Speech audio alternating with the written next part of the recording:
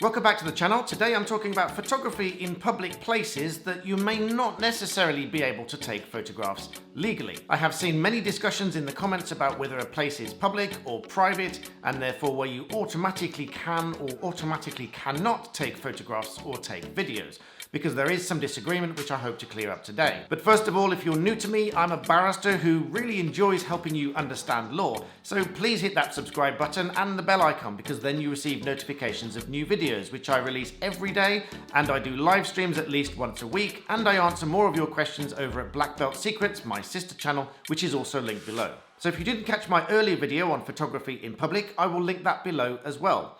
The broad position is that there is no general rule that you cannot take photographs or video in a public place. But there are some exceptions, because a public place can also be a privately owned premises, and this is the root of the misunderstanding and the disagreement. So starting with the easiest scenario, if you are walking down the street, this is clearly an open public space. There is no general rule that you cannot take photographs or videos in that public space. You will not require their agreement, you are not required to give them a copy of the video or the photograph, and you also cannot be made to delete the content just because somebody doesn't like it. There are very narrow exceptions as to when the police can view the footage on your camera, but again I've discussed that in other videos, so you can check that video below. So this situation should be contrasted very starkly with that of a privately owned premises, which is still a public place.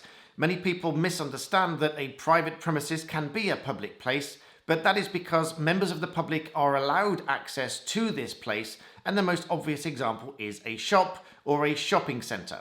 But those lines get a little bit blurred as to whether it is a self-contained shop or an open shopping centre. The basic position and the general rule of thumb is that if this is a privately owned premises, such as a shop, or even a shopping centre, because they are generally privately owned. Not always, but in general they are privately owned. Then you will need permission of who owns that premises to take any photographs or video whilst on the premises. There are very often rules about this, usually on the website of the larger shopping centres, that say when you can or cannot take photographs or video. And usually you will require permission of some kind of media manager for the shopping centre. Most shopping centres, on the other hand, are unlikely to enforce these rules so harshly if you are simply taking photographs of your family. Although even this should be approached with caution, because there are stories that have been reported where members of a family have taken photographs of each other and been questioned under the Terrorism Act. So if you are taking photographs of each other within a shopping centre and you are questioned by the security guards or even the police, I would suggest that you are open with the security guards or the police that you are simply taking photographs of each other.